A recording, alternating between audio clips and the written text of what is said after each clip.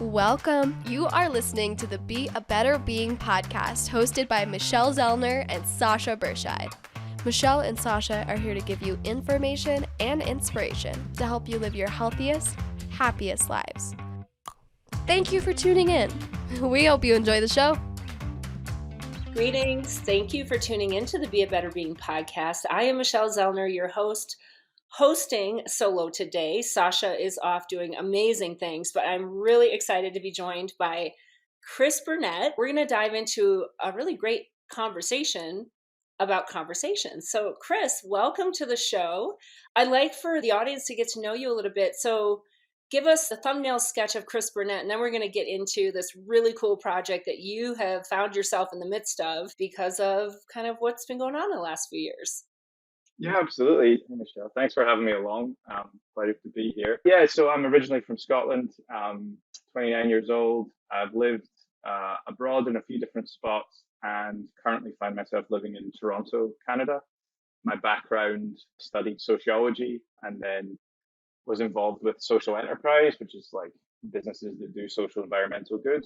And yeah, I've kind of, always loved to travel. As I say, I've lived abroad in a few different spots. And that kind of leads into the project I've been working on, where I was living away at the time during the COVID lockdowns and out of a period of disconnection. Yeah, I kind of started having deeper conversations with people in my life. But that's just a little snapshot of me, I suppose, to get started.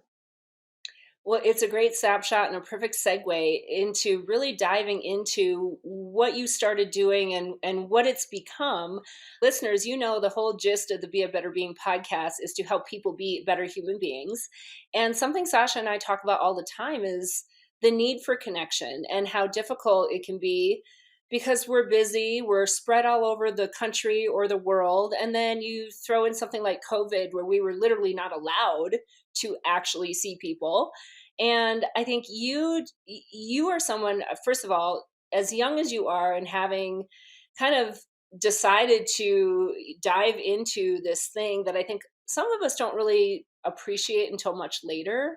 I think number one, that is something that really stood out to me when I saw your post in the Facebook podcast group. And I thought this is a conversation that we should all be having because so much of our health and our happiness really is tied to connection. And while we are more connected than ever because of technology, I also think we are more disconnected than ever because of technology. So let's talk about exactly what you started doing. And I would love to even get into just, some of the physical, mental, and emotional benefits that maybe you actually experienced because of what you've done. Absolutely. So 2020 lockdowns, instead I was feeling quite disconnected. The big thing for me that came out of lockdown was that I rediscovered my love for reading. So I was reading a lot that year and read a beautiful little book, Tuesdays with Maury, which is all about what's important in life. And the message, or one of the messages in that book, is around human connection, and I guess connection with your loved ones being, fundamentally the only thing that matters really. And so that really stood out to me because, yeah, as I say, I was feeling quite homesick and detached. And I decided to do something with the feeling that I had when I read that book. And so I came up with a personal project where I scheduled a call a week to catch up with someone that I hadn't spoken to in a while. So that ranged from, maybe not having spoken to them for 6 months, right through to 6 years with a couple of friends. And for the first year, I had a call a week roughly, had sort of 50 calls and caught up with a bunch of people. And even in that time, the benefits for my mental health especially were massive. So I think just reconnecting with people that, for various reasons, as you kind of pointed out, you move away, you live away from each other, and life gets in the way and you end up going periods of time without speaking to people. And maybe you see what they're up to on social media, but that doesn't give you anywhere near the actual picture of how they're getting on, what their life's like. So I just found it really sort of heartwarming as to how open everyone was to jumping on a call, just, 30 minutes, maybe just how's life, what you've been up to, how you've been getting on through lockdown, those kind of conversations. I got to the end of the year, I decided that I wanted to do something a little bit more. I'd been journaling along the way. I'd kind of just taken notes along the way of what I'd been chatting to the people about, where they were at in life. And when I read back over that, the first year of the journaling, the things that really stood out were the conversations where we'd gone a bit deeper into a topic, or we'd gone down sort of memory lane and reminisced about something. And so I decided that I wanted to do something a little bit more profound and deeper, I guess. And that led to me coming up with a bit of a structure to have more intentional conversations with the people in my life. And that's essentially what I've been doing for the last couple of years, is having these longer form recorded conversations. So you can think of them like podcasts in a way, but the crucial thing is that they're not public. Like, so the audio is just, the file is just between me and the person I record with. But really it's more of that kind of long form deep dive into their life, but also into our relationship as well. So I fell onto three parts of the conversation. Part one, I asked them questions about their life. Part two, we swapped three words we used to describe one another, so kind of swap affirmations. And then part three, we go down memory lane and just reflect on some shared experiences that we have. So these are obviously people that I know pretty well. And so there isn't a criteria as such, but if there was to be a criteria, I guess it's, we have to have enough shared experiences to be able to have that kind of part three of the conversation. And so, yeah, as I say, it's not just about their life story, although that tends to be the bulk of the conversation, but it's also about our relationship and how we know each other. And so I've recorded 75 of these at the time of recording this chat. And counting. I've still got some more people that I want to chat with, but I decided to write about it a few months ago. And yeah, I'm on the book has come together really quite quickly, and it's now out, sort of self-published and available paperback and ebook. And yeah, it's sort of I didn't set out with the book in mind, but basically a few friends that I recorded with asked me for my script or my questions because they wanted to do it themselves with their friends. And so that kind of led me onto a path of, well, maybe more people want to hear about what I've done, because yeah, it's been so beneficial for me. And so what I've been, the point of the book is to encourage others to have similar conversations by sharing what I've done and kind of handing over the questions and the format and the script. And this is what I've done. You could do it too. In terms of those benefits you asked about, I mean, the key thing is I definitely know the people in my life on a deeper level. I think that's the biggest takeaway. There's so many things that even people for a long time, there's things that we just haven't ever actually asked them about. There's a lot of kind of assumed, I kind of know that, but you've never actually sat down with them and properly asked them about it. So I just know so much more about family and friends. And then for myself as well, there's been times of, people opening up and being quite vulnerable. And I think vulnerability breeds vulnerability. And so it's allowed me to open up and be more comfortable in sharing things that, I want to talk about with people in my life as well. And yeah, I just feel a lot more, I guess, connected. And I've since had friends reach out to me to kind of have those catch up calls because I made the initial, I guess, message or sent the message or whatever to initiate that. And I've had that in response as well. So that's been really cool as well. Yeah. Well, I love the whole concept of all of it. So I'm going to encourage everybody to get Chris's book called Conversations. And, with the holidays coming, maybe people are getting together with family, maybe some friends, or maybe there are people that you've been disconnected with, and it will inspire you to just reach out. I know in a lot of situations, someone might think, well, it's been so long since I've talked to that person. Why bother now? Or they're busy. They're not going to want to hear from me.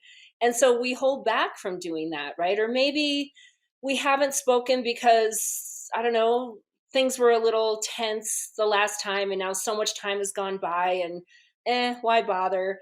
And I think those are some of the things that do prevent us from kind of reigniting those friendships that really do matter, or going, a little deeper into connection because we're afraid of rejection or afraid of, what somebody's response might be. Did you get any of that with any people that you reached out to? So there's definitely been people that I've not been able to schedule a call with, and it's mostly just been a case of schedules haven't lined up. We've attempted to, and a lot of that comes down to time zones as well. If I've been in a different country, it can be quite tricky. Nobody has said outright no to the longer form recorded chats. I've had one situation where I recorded a conversation with a friend, and then a couple of days after, they asked me to delete the recording because they didn't really realize how, I guess, in depth they would get, and they talked about things that they probably hadn't talked about to other people in their life. And I was obviously more than happy to just oblige and delete that. But in terms of that initial, instigating, people have been open to it. I think there's a lot of kind of uncertainty, like what is this? And then, if we, especially doing them in person when there's the microphone in the middle of the table, it can be a little bit maybe daunting or intimidating for people at first. But I think once the ball gets rolling and the conversation starts, it is just that. It's just a conversation because as well, yes, there are questions, but I also leave it open. People can ask me things, and we just can go a bit back and forth. And especially that second and third part is completely back and forth. I'm bringing things to the table as well. So ultimately, because they already know me, it feels just like another conversation. And once we get going, but nobody's had any outright, okay, I don't want to do this. This doesn't sound great. There's been a bit of a, I'm not sure what this is, and then maybe it requires a bit of an explainer. Interestingly enough, I've also had a couple of conversations with friends where maybe our friendship didn't get off to the best start. And so we kind of actually just brought that up. And the fact that, or maybe we had a bit of a disagreement at one stage or another, and we kind of just brought that up. And that's been really cathartic to kind of bring up and chat a little bit more about. But yeah, no one so far has outright said no. Well, I mean, so I'm almost 51, and I love this time of my life because most of my childhood friends are, done with their raising kids, and they're kind of now in this phase of a little bit of more flexibility and freedom. So reconnecting with a lot of my childhood friends has happened over the last few years, whether it is just, via Zoom and catching up with phone calls, or we actually get together in real life. I just had two that reached out recently. They're like, we've got to get together in 2024. So it is something that, depending on how far back these roots go, I think there's something really special about those early friendships and bonds that were created. And even though we have all lived lives and gone very, very, very different ways, and there's a whole bunch of information I don't know about your life because for my generation, we didn't grow up with social media. So I couldn't keep track of every single thing that you've been doing over the last 30 years because we didn't have the ability to do that. And so, especially I think about a couple girlfriends that I've reconnected with recently in the past few years. Like we're like, okay, let's go back to graduation. Catch me up on your life. Like, what has happened since graduation? The good, the bad, the ugly, all of it. As somebody who's written a book and kind of put a lot of her life out there, I feel like, oh, just read my book. You'll be pretty caught up, right? But not everybody's done that. Not everybody's got a podcast where they talk openly about these things. And I do find that when I get to know what my friends have been up to and what their lives have been like, and we do get honest and vulnerable with each other, it just makes you realize that we are all the same, honestly. We're all going through very similar things. They might look different, but everybody has had a struggle and a challenge. Everybody. And if we're not connecting with each other, talking about those struggles and challenges, also sharing all the great, the good, the victories, then it isn't a real authentic connection, right? It's a very surface level relationship. And we can have surface relationships. I have no problem with that. I have plenty of those in my life too. But we are pack animals, and humans are designed to have a deep understanding of the humans that are in their lives so that if and when something happens, right, we can be there to support. We have that degree of perspective. We have that appreciation for why they are the way they are, what they went through, and how that shaped and molded them into who and what they are now. I really think about my own experience when I was writing my book, just finally asking my parents some questions that I never asked. I didn't know. Like, you think your parents, oh, they're just your parents, right? They don't have a life other than me. And their life only started when I came out. So kind of going back into like, tell me about what you were like and why did you do this? And tell me about grandma and grandpa, what that was like growing up. And, that you're doing that along the way. I think it's such a beautiful kind of permanent diary and historical and generational history that you'll have forever. That, I think a lot of cultures used to have that. We share stories and pass down the stories through generations. I don't think we do that very much anymore, at least not here. No, I agree. I think what you just said there, that's been a big part of it in terms of that generational story. So yes, with my mom and dad, like there were definitely things about their life growing up that I didn't know. But even more so with like my aunties and uncles, like I have a very, very small extended family, but we're really close. But even then, we only interact in a family setting. And so to actually sit down one on one with them and ask them about them and their life and what it was like growing up and school and, asking them about what my parents were like as kids as well. That's a really fun, interesting conversation too. So yeah, I totally resonate with what you've just said there about that kind of generational thing and the fact that I've been recording these, yeah, as you say, means I've got this kind of archive of all these stories and, can pass that on potentially down the track. But also I think a lot of people do jump to that kind of, recording maybe an older relative's story when they hear about what I've been up to.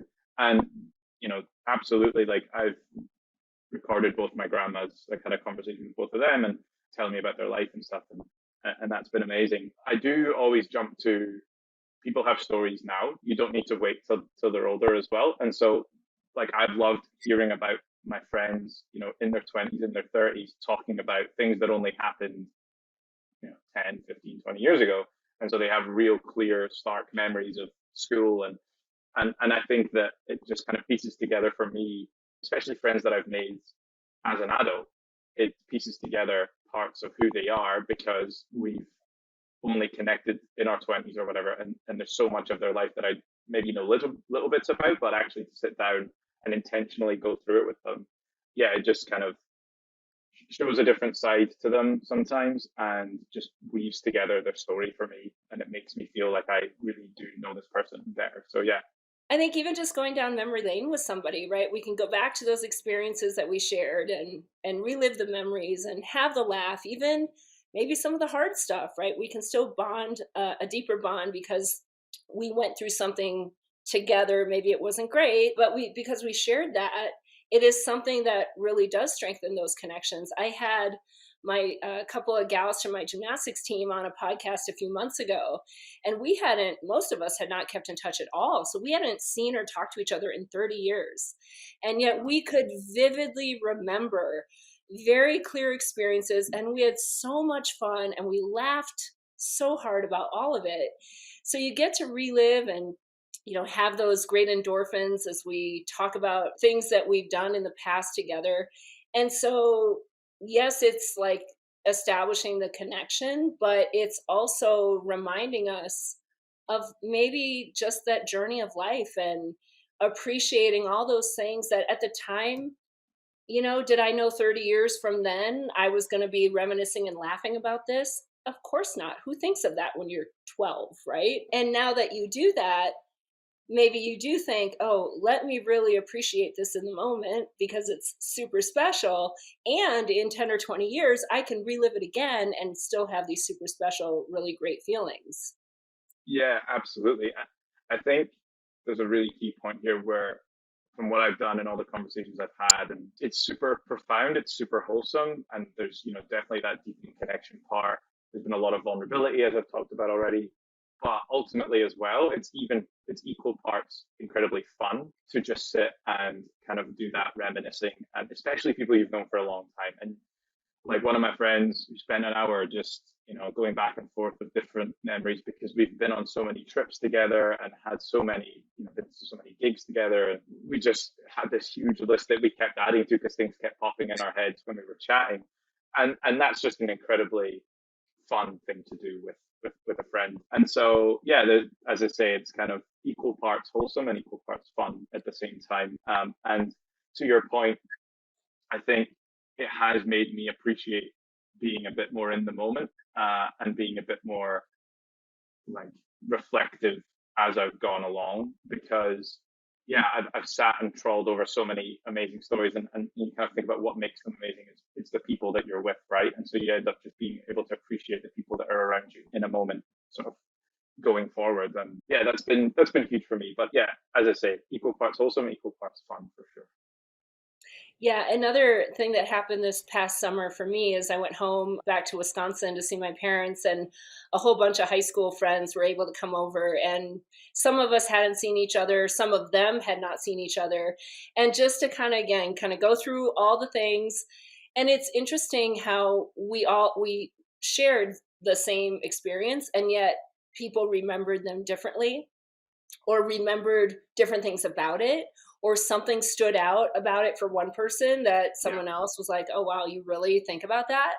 So yeah, even that, just getting the different perspectives of how everybody hangs on to memories and experiences differently, is also a good reminder that as we're going through life in real time, your experience is your experience, and you might be sharing one with someone and they're going to have a very different memory or perspective about that experience. And so I think just having that awareness too when we're interacting with people in day-to-day life is kind of a good thing to kind of keep us all, on that perspective of, yes, we're all kind of doing the same thing, but everyone's experience while we're doing the same thing can be very different.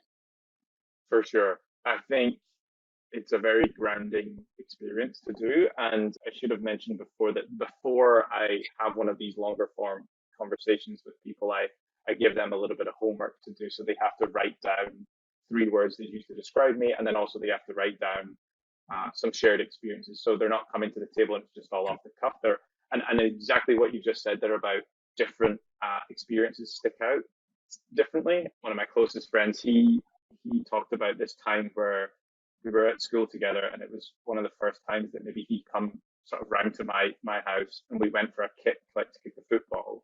And for him, that stood out as like a real breakthrough in our friendship. And I'd completely forgotten about that because to me, that wasn't a breakthrough in our friendship. There was maybe another time that was the breakthrough. So it's really interesting. But as soon as he said it, I obviously remembered that time. But it's just interesting how that was so profound for him in our relationship. But there's another moment that was profound for me. And yeah, and as well, the point you make about different people remembering the same thing in different ways. I mean, that is part of the hilarity, right? That's part of the fun, is where you have a story, and typically these are, travel related is quite a big one, where you've been on holiday with someone and there's some incident that's happened, but people have a different take on it and a different perspective on it. And even being able to rake over the coals of that and then ask, why did you do that? Or what was going on there, and being able to actually sometimes, like, I've had a few moments where I've kind of almost got to the bottom of something where it's like, oh, that makes way more sense now. I thought it was this happened because of this. And so even doing that is relatively fun. I think that part in particular, we do it in our lives, like in the pub or out for food or at a friend's house. We do that sometimes. But the difference here is that you're having it very intentionally, kind of back to back to back, of really going over a bunch of stories. And it really does just leave the kind of your cheeks sore at the end because you've just been laughing for however long you've been chatting for. And it's a really like lovely way to just kind of wrap up the recorded conversation as well. But yeah, totally, you hit the nail on the head with what you said there. Yeah. So, what are some of the words that people have used to describe you that, number one, maybe there's some consistency, but also some that totally surprise you? Yeah. I mean, being a qualitative researcher by trade, I guess I have gone back and looked at the 3 words that people have used and tried to sort of draw themes out and that kind of thing. Got my nerd on and really looked at all of that. I mean, the one that stands out that is probably the best compliment I think that that someone can give me is when people have used the word genuine or some word to that effect, and basically just said like, yeah, you are you're your own person, and I love that. And like that just warms my heart every time that someone says something to that effect. I'm also incredibly happy when people mention my sense of humor and whether I've brought them laughter or something to that effect. Yeah, that really stands out for me. In terms of ones that have surprised me, I mean, obviously this is a very subjective thing, and you could do this on a different day with someone and probably come up with 3 different words.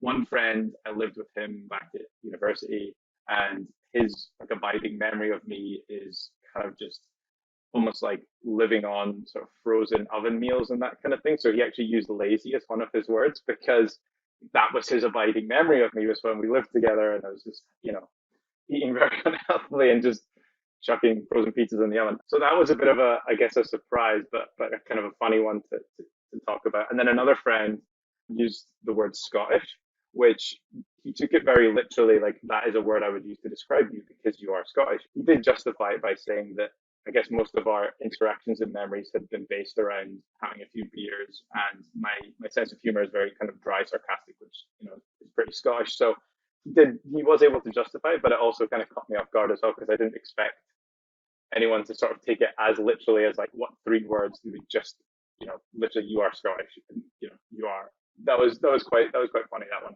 So yeah, that's a couple of ones that have maybe caught me off guard a little bit, but altogether, I mean, overall it's been incredibly humbling and yeah, just a beautiful thing to be able to exchange those three words as well, because obviously it's not just them giving me three words. I also have three words for them, and yeah, I've really enjoyed when I get a word that I really think captures that person, and then they agree and say, "Oh, that's a great word." Like one comes to mind. I used the word lively to describe one of my friends, and I remember him just being like, "Oh, that is absolutely me." Yeah. So it's a nice feeling as well when you get a word that they also think absolutely that is me, or at least that's who I'm trying to be, I suppose. Well, I think it's all very uplifting too, because most people battle with their inner critic, right? And they're very harsh and judgmental about themselves. They don't see themselves the way other people see them. And so to have somebody from the outside share how they see you or what they would describe you as, and maybe it kind of struck a chord when you said, this one person, because that's what I was for that person. I mean, I think about my own evolution in life, and there are certain people I've met at various stages in life where they would describe me a certain way, which was 100% accurate for that time in my life. Except that's not who I am anymore. And that totally does not apply at all to who I am now, because I've done a lot of growth and evolution. So I don't know, maybe that would be an interesting thing, is to kind of go chronologically, people who knew you at various stages, are there certain words that cluster in various phases of your life, and you can maybe even just kind of see how you've grown and evolved as a person too. I think that would be kind of a fascinating way to look back and have some pride and gratitude for yourself, for your own growth in life, because when you get to certain ages, we go back to the woulda, coulda, shoulda, or the, oh, why didn't I do that? Or maybe I should be farther along than I am, or all these things that maybe if we do have that perspective from other people as we kind of gone through life, and we can then realize how far we've come. Is that something that you've maybe gone back and sorted out that way? So that's the next level for me, is to go back and do that kind of analysis of it. I suppose at the minute I've just kind of grouped them together. I see behind you you've got a word cloud, and that is something that I'm looking to do with these words that people have used to describe me and have it print on the wall. Definitely, I mean, it's interesting when people that you know from different stages of your life, if they're saying similar things, then that is to me like a true reflection of like who you are. And yeah, there's been words that have come up across that kind of timeline. People that have known me as a kid, and then interestingly enough, when I've been chatting to say like my mom or my aunties or whatever, and they've obviously known me my whole life, and they've been able to comment on, well, this is what you were like as a kid, and it's actually really surprising that you've turned out in this way. But yeah, that's definitely the next level, is to kind of, I guess, analyze it in terms of people that have known me at different sections of my life, and what words they've used to describe me. Yeah, for sure. So what happens next? You're only 29. This is a very mature project for somebody who's your age. Is this something you're going to continue to do consistently, kind of keep going through the generations, or what does going forward look like? Yeah, great question. I mean, as I said at the top, like I've still got a few people that I want to have a recorded conversation with, and that list will sort of grow as I meet other people. And like I only moved to Toronto, let's say 6 months ago, and there was people I've probably met in the last 6 months that I now want to have a recorded chat with and get to know them on a deeper level. So I'm really looking forward to it. I kind of took a break while I was writing the book, but I'm really looking forward to getting back into kind of the habit and the routine of scheduling either a call to catch up or one of these deeper chats now that the book's out there. And that reconnecting piece, that's something for the next year anyway, kind of in the shorter term, I definitely want to get back to, because there's probably people that I haven't, like I spoke to a few years ago and I probably haven't really spoken to since. So I want to get back to chatting to them again, and catch up with them. And then in terms of down the line, I mean, it's a really interesting, almost like social experiment that I could do this again in 5, 10 years time with the same people. And there'll be other things to talk about. There'll be things in our life to talk about. There'll be things like our shared memories. There'll be more of them as well. I would say the first maybe 15 to 20 of these conversations I did were relatively short because I was still figuring out my format, my structure, the questions I want to ask. And so the length of time that I've been speaking to people has just grown and grown and grown as it's gone on. And so there's probably people that in the first kind of 15, 20 that I want to go back to and actually have another recorded chat with, because there's things that I didn't quite ask them because I hadn't really got into the flow of all the questions that I want to ask. So there's a lot of possibility. I mean, we'll see what happens. I'm also quite keen on, in terms of the book, sort of leveraging that to maybe some speaking opportunities, or I don't know if it's coaching or whatever it is, around the topics of mental health and vulnerability, because it's something I'm really passionate about. And I feel that especially men's mental health, like this project has allowed me to have some really kind of vulnerable conversations with a lot of my guy friends that we just would not typically have. And it's been really interesting, especially that the 3 words to describe one another. Now that's, not vulnerability in the sense of opening up about hardship, but it is kind of being vulnerable and just showing appreciation for one another. And it's not something we typically do. And a lot of my guy friends have really been almost like uncomfortable at that specific part of the conversation. And then afterwards have said, I really liked that part, especially. And, I'm kind of like, well, yeah, of course you did. It's just like a nice thing to do. There's maybe something in that in terms of taking that forward and potentially speaking to people about that. And I'm not entirely sure where that takes me, but yeah, I'm kind of excited to see how the book is received and kind of see where it goes, I suppose. And yeah, for me on a personal level, I'm just looking forward to getting back to that routine and habit of reconnecting and having these deeper chats with people in my life. Well, I absolutely applaud and commend you for doing it. I think you're right, especially, women generally, we get together and we talk about things, but not always, right? We put our masks on too for various people. And I think the more authentic we can be and just the more honest and vulnerable we can be in general, just the better for humanity, because honestly, we really are all the same. We really are. And to pretend like, oh, we have no problems or we can figure it out all on our own it's just doing the individual a disservice, and it's doing us just as a collective a disservice, because then we're all kind of just boxed off, and it just doesn't create the actual connections and the bonds that humans were designed to have. And back in the day, we didn't have to be intentional about these things, because your tribe was your tribe. Like, that was it. Yeah. And you talked like that was what you did, because that was all about survival. There was a collective mission to make sure we survived. So I had to tell you the things I was afraid of, or the things that I discovered over there, or the things that I was curious about, or because if I didn't share that, well, then we might not survive. Well, now we don't have to share things. And yet, if we don't share things, we also don't have that collective bond that fosters empathy and compassion and perspective and appreciation, all things that are really necessary for us to get along to the best of our abilities with the people that we interact with. So I love that you've taken this on. I hope somebody listening is like, you know what? I'm going to do that. And maybe it's you starting to be vulnerable and open up to someone and share some things with someone.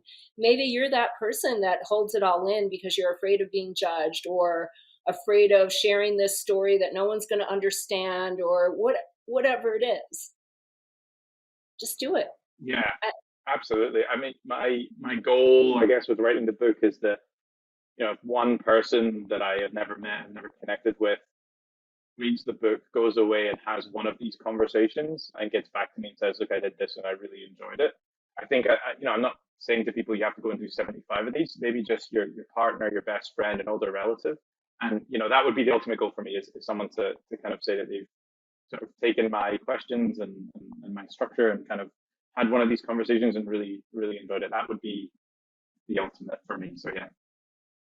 And remind us, can we find that book on Amazon? We'll put all the links in the show notes, but if someone just wants to hop right on and grab it on Amazon. Absolutely, yeah. So it's called Conversations Connecting with People in Our Lives. It's available as a paperback and an ebook on Amazon in a bunch of different countries, and yeah, you can get it from there. Awesome. I love it. I, as somebody who's self-published and also did her own audiobook, I highly recommend you narrate your audiobook. I think that'd be amazing. Yeah, I think I need some actors to help me with that because there's so many quotes I've got in the book, and it would be weird if I was also reading those out. So, but yeah, that's definitely something that I'm considering for the next iteration of this. Yeah. I love it. Well, Chris, thank you so much for coming on and sharing with us. I think this was a great conversation that's going to spark a lot of conversations around. And everybody listening, I mean, I really do hope there is at least one person, probably more than one, that's going to decide to do something like this, even just start having that one with somebody you've always been curious about. Whatever you do, that now it is your time to go and be a better being. Thank you for listening to the Be a Better Being podcast. Michelle and Sasha hope that what you heard today inspires you to embrace this journey of life with an open mind, a kind heart, and a willingness to learn and evolve. If you enjoyed the content, please help spread their message by subscribing, sharing, and leaving a 5-star review. If you have a show topic idea or would like to be a guest, please visit betterbeings.net and fill out a contact form. Until next time, go and be a better being.